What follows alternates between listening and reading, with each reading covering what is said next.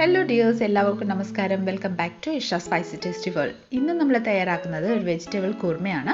Saravana Bhavan hotel സ്റ്റൈലിലാണ് നമ്മുടെ ഇന്നത്തെ ഒരു വെജിറ്റബിൾ കുർമ. ഏകദേശം ഒരു 2-3 തവണ ഞാൻ തയ്യാറാക്കിയതിന് ശേഷം അതേ സ്വാദിൽ ഉണ്ടെന്ന് തോന്നിയോണ്ടാണ് ഞാൻ നിങ്ങളുടെ മുന്നേ ഈ ഒരു വെജിറ്റബിൾ കുർമ ഷെയർ ചെയ്യാമെന്ന് വിചാരിച്ചത്. അപ്പം എല്ലാവരും വീഡിയോ സ്കിപ്പ് ചെയ്യാതെ കണ്ടുള്ളൂ കേട്ടോ. കണ്ടതിന് ശേഷം നിങ്ങളുടെ ഫീഡ്ബാക്ക് എന്നിൽ അറിയിക്കാൻ മറക്കല്ല്. അപ്പോൾ പെട്ടെന്ന് തന്നെ നമുക്ക് ഈ ഒരു അടിപൊളി ശരവണ ഭവൻ സ്റ്റൈൽ വെജ് കുർമ എങ്ങനെയാണ് തയ്യാറാക്കുന്നതെന്ന് നോക്കിയിട്ട് വരാം കേട്ടോ. അതിനായിട്ട് ഞാൻ വെജിറ്റബിൾസ് കട്ട് ചെയ്ത് വെച്ചിട്ടുണ്ടായിരുന്നു. ഒരു 2 കിഴങ്ങും ഒരു പിടി നമ്മുടെ ബീൻസും ഒരു പിടി നമ്മുടെ ക്യാരറ്റും കൂടെ ചോപ്പ് ചെയ്ത് ഇവിടെ റെഡിയാക്കി വെച്ചിട്ടുണ്ട്. അത് നമുക്കൊരു കുക്കറിലോട്ട് ട്രാൻസ്ഫർ ചെയ്ത് കൊടുക്കാം.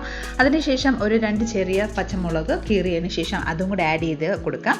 ഇനി നമുക്കിതിലോട്ട് മഞ്ഞൾപ്പൊടി ഒരു 1/4 ടീസ്പൂൺ, ആവശ്യമനുസരിച്ച് ഉപ്പും കൂടെ ചേർത്ത് ഒരു 1/4 കപ്പ് വെള്ളവും കൂടെ ഇതിലോട്ട് ചേർത്തതിന് ശേഷം ഒരു സ്പൂൺ വെച്ചോ അല്ലെങ്കിൽ ഇതുപോലെ ജസ്റ്റ് ഒന്ന് റൊട്ടേറ്റ് ചെയ്ത് കൊടുക്കാം. ആ ഉപ്പും മഞ്ഞൾപ്പൊടിയും എല്ലാം മിക്സായി വരാൻ വേണ്ടിയിട്ടാണ്. അതിനുശേഷം നമുക്ക് ഇതിലോട്ട് കുറച്ച് കറിവേപ്പിലയും കൂടെ ആഡ് ചെയ്തതിന് ശേഷം ലിറ്റിട്ട് ക്ലോസ് ചെയ്ത് ഒരു വിസിൽ വരുന്നിടം വരെ വെയിറ്റ് ചെയ്യാം. അധികം ഒന്നും വേവേണ്ട ആവശ്യമൊന്നുമില്ല. ജസ്റ്റ് ഒരു വിസിൽ വന്നു കഴിഞ്ഞാൽ നമ്മുടെ കിഴങ്ങും ക്യാരറ്റും എല്ലാം ബീൻസ് എല്ലാം നന്നായിട്ടൊന്ന് വെന്ത് കിട്ടും. ആ സമയം വരെ നമുക്ക് വെയിറ്റ് ചെയ്യാം. ആ ഒരു സമയം കൊണ്ട് നമുക്ക് അരച്ചെടുക്കാം. അതിനായിട്ട് ഒരു മിക്സി ജാറിലോട്ട് നമുക്ക് 1 കപ്പ് നാളികേരം ചേർത്ത് കൊടുക്കാം. ഫ്രഷ് ആയിട്ടുള്ള നാളികേരമാണ്. ഇതിലോട്ട് ഒരു 5-6 കാഷ്യൂ നട്ട്സും കൂടെ ആഡ് ചെയ്ത് കൊടുക്കാം. അതിനുശേഷം ഒരു 1/2 ടീസ്പൂണ് പെരിഞ്ജീരകവും കൂടെ ആഡ് ചെയ്ത് കൊടുക്കാം. ഇനി നമുക്ക് ലിറ്റിട്ട് ക്ലോസ് ചെയ്ത് ജസ്റ്റ് ഒന്ന് ക്രഷ് ചെയ്തെടുക്കാം കേട്ടോ. ഇതുപോലെ ഒന്ന് ക്രഷ് ചെയ്തതിന് ശേഷം ഇതിലോട്ട് ഒരു 2 ടേബിൾ സ്പൂൺ വെള്ളവും കൂടെ ചേർത്ത് നന്നായിട്ടൊരു ഫൈൻ പേസ്റ്റ് ആക്കി നമുക്ക് അരച്ച് ജസ്റ്റ് ഒന്ന് മാറ്റി വെച്ച് കൊടുക്കാം. ഇനി നമുക്ക് ഒരു കടായി എടുക്കാം. കടായിലോട്ട് ഒരു 2 ടേബിൾ സ്പൂൺ ഓയിൽ ഞാൻ ചേർത്തിട്ടുണ്ട്. ഇതിലോട്ട് ഒരു 1/2 ടീസ്പൂണ് നെയ്യും കൂടെ ഒന്ന് ചേർത്ത് കൊടുക്കാം. നെയ്യെല്ലാം നന്നായിട്ടൊന്ന് മെൽറ്റ് ആയതിനു ശേഷം ഇതിലോട്ട് ഒരു 1/4 ടീസ്പൂൺ കടുക് ഒന്ന് ചേർത്ത് കൊടുക്കാം. കടുക് നന്നായിട്ടൊന്ന് പൊട്ടി വന്നതിന് ശേഷം ഇതിലോട്ട് ഒരു ഏലക്കായ ചേർത്ത് കൊടുക്കാം. ഏലക്കായ ചേർത്തതിന് ശേഷം ഒരു കുഞ്ഞ് സ്റ്റാർ അനൈസിൻ്റെ ഒരു ചെറിയ പകുതി ഭാഗം ആണ് ഞാൻ ചേർത്ത് കൊടുക്കുന്നത്. അതിനുശേഷം ഒരു കുഞ്ഞ് പട്ടായം കൂടെ ചേർത്ത് കൊടുക്കാം. ഇനി ഇതിലോട്ട് ഒരു ബേ ലീവ്സ് ജസ്റ്റ് ഒന്ന് കട്ട് ചെയ്ത് ഇതുപോലെ ഒന്ന് ആഡ് ചെയ്ത് കൊടുക്കാം. ഇനി നമുക്ക് ഒരു മീഡിയം സൈസ് സവോള തീരെ നൈസായിട്ട് ഞുറുക്കി വെച്ചിട്ടുണ്ടായിരുന്നു. അതും കൂടി നമുക്ക് ഇതിലോട്ട് ഒന്ന് ആഡ് ചെയ്ത് കൊടുക്കാം. ഇനി നമുക്ക് ഇത് നന്നായിട്ടൊന്ന് വഴട്ടിയെടുക്കാം കേട്ടോ. ലൈറ്റായിട്ടൊരു ജസ്റ്റ് ട്രാൻസ്ലൂസൻറ്റ് ആവുന്നിടം വരെ നമുക്ക് ഒന്ന് ജസ്റ്റ് ഒന്ന് വഴട്ടി കൊടുക്കാം.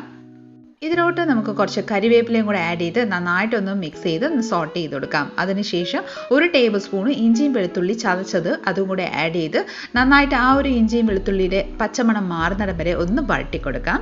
സവോളയും ഇഞ്ചിയും വെളുത്തുള്ളി എല്ലാം ഒന്ന് പച്ചമണം മാറിയതിന് ശേഷം നമുക്കിതിലോട്ട് ഒരു മീഡിയം സൈസ് തക്കാളിക്കായി ഞാൻ ഇവിടെ നന്നായിട്ടൊന്ന് ബ്ലെൻഡ് ചെയ്തെടുത്തിട്ടുണ്ടായിരുന്നു. അതും കൂടെ നമുക്ക് ഈ ഒരു സവോളയുടെ കൂടെ ഒന്ന് ആഡ് ചെയ്ത് നന്നായിട്ടൊന്ന് വഴട്ടി കൊടുക്കാം. തക്കാളിക്കയുടെ പച്ചമണം മാറുന്നിടം വരെ ഒന്ന് വഴട്ടി കൊടുക്കാം കേട്ടോ.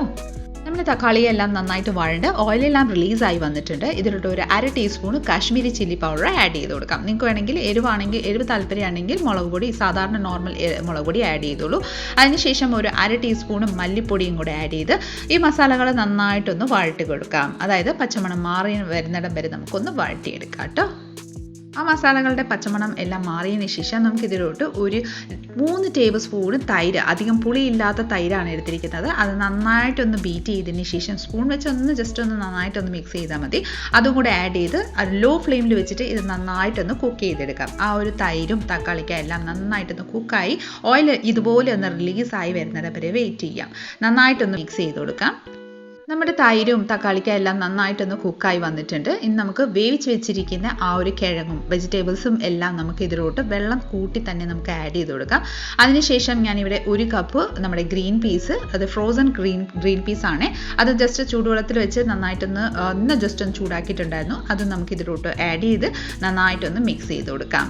നിങ്ങളുടെ നമ്മുടെ ഫ്രോസൺ ഗ്രീൻ പീസ് ഇല്ലെങ്കിൽ സാധാരണ നമ്മുടെ ഗ്രീൻ പീസ് വെള്ളത്തിൽ വെച്ച് നന്നായിട്ടൊന്ന് കുതിർത്തതിന് ശേഷം കുക്കറിലിട്ട് അടിച്ചതിന് ശേഷം ഇതുപോലെ ഒന്ന് ആഡ് ചെയ്ത് കൊടുത്തോളൂ കേട്ടോ.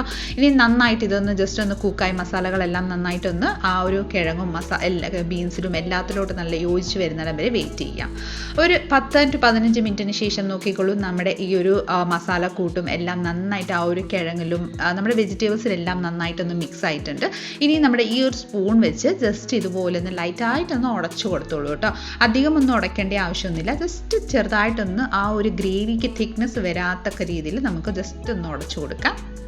നന്നായിട്ട് ഇതുപോലെ ഉടച്ചതിന് ശേഷം നമ്മുടെ ഗ്രേവി എല്ലാം നന്നായിട്ടൊരു തിക്നെസ് വന്നിട്ടുണ്ട്. നമ്മൾ കുറച്ച് മുന്നേ നമ്മൾ അരച്ച് വെച്ചിരിക്കുന്ന ആ ഒരു നാളികേരം, കാഷ്യൂനട്ടിൻ്റെ പേസ്റ്റും പെരിഞ്ജീരകം എല്ലാം ചേർത്ത് വെച്ചിരിക്കുന്ന ആ പേസ്റ്റും കൂടെ ആഡ് ചെയ്ത് 1 ടേബിൾ സ്പൂൺ വെള്ളവും കൂടെ ആഡ് ചെയ്ത് ജസ്റ്റ് ഒന്ന് മിക്സ് ചെയ്ത് ഇതുപോലെ ഒന്ന് ആഡ് ചെയ്ത് കൊടുക്കാം. ഈ ഒരു ഗ്രേവി നമ്മുടെ തിക്കായിട്ടാണ് ഉണ്ടാകുന്നത്. അപ്പോൾ അധികം വെള്ളം യൂസ് ചെയ്യാണ്ട് തന്നെ ഇതുപോലെ തന്നെ തിക്ക് ഗ്രേവിയിലാണ് നമ്മുടെ ഈ ഒരു വെജ് കുർമ തയ്യാറാക്കുന്നത്.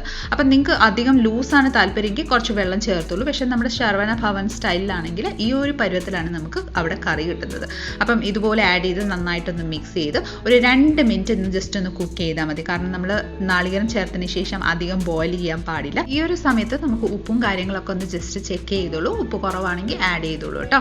ഇനി നമുക്ക് നമ്മുടെ പെർഫെക്റ്റ് ആയിട്ട് നമ്മുടെ വെജ് കുർമ ഇവിടെ റെഡിയാണ്. നമുക്ക് ഫ്ലെയിം ഓഫ് ചെയ്തിട്ട് സർവിംഗ് ബൗളിലോട്ട് ട്രാൻസ്ഫർ ചെയ്യാം കേട്ടോ. വളരെ ടേസ്റ്റി ആയിട്ടുള്ള പെട്ടെന്ന് തന്നെ തയ്യാറാക്കാൻ പറ്റും നമ്മുടെ ശരവണ ഭവൻ സ്റ്റൈലിലെ ഹോട്ടൽ സ്റ്റൈലിലാണ് നമ്മുടെ ഈ ഒരു വെജ് കുർമ. അപ്പോൾ നിങ്ങൾ എല്ലാവരും ഒന്ന് ട്രൈ ചെയ്ത് നോക്കിക്കോളൂ. നിങ്ങൾക്ക് ആ ഒരു ടേസ്റ്റ് കിട്ടുന്നുണ്ടെങ്കിൽ ഒന്ന് കമൻറ്റിലൂടെ എന്നെ അറിയിക്കണം കേട്ടോ. എനിക്ക് പ്രത്യേകിച്ച് ആ ഒരു ടേസ്റ്റാണ് തോന്നിയത്. അപ്പോഴാണ് ഞാൻ നിങ്ങളുടെ മുന്നേ ഈ ഒരു കറിയുടെ, അതായത് ഈ ഒരു വെജ് കുർമ നിങ്ങൾക്ക് ഷെയർ ചെയ്തേക്കാമെന്ന് വിചാരിച്ചത്. അപ്പോൾ വളരെ ടേസ്റ്റി ആയിട്ടുള്ളൊരു സിമ്പിൾ മെത്തഡിൽ തയ്യാറാക്കുന്ന നമ്മുടെ ശരവണ ഭവൻ സ്റ്റൈലിലെ ഈ വെജ് കുർമ എല്ലാവരും ഒന്ന് ട്രൈ ചെയ്ത് നോക്കിക്കോളൂ. നമ്മുടെ ഇന്നത്തെ റെസിപ്പി നിങ്ങൾക്ക് എല്ലാവർക്കും ഇഷ്ടമായെന്ന് വിചാരിക്കുന്നു. ഇഷ്ടമായിട്ടുണ്ടെങ്കിൽ ഒന്ന് ലൈക്ക് ചെയ്തും ഫാമിലി മെമ്പേഴ്സിനും റിലേറ്റീവ്സിനും ഫ്രണ്ട്സിനും എല്ലാവർക്കും ഒന്ന് ഷെയർ ചെയ്ത് നമ്മളൊന്ന് സപ്പോർട്ട് ചെയ്തേക്കാം. അടുത്ത നല്ലൊരു റെസിപ്പിയും കൊണ്ട് വരുന്നിടം വരെ എല്ലാവരും stay tune, be happy and keep smiling. Thank you for watching and by.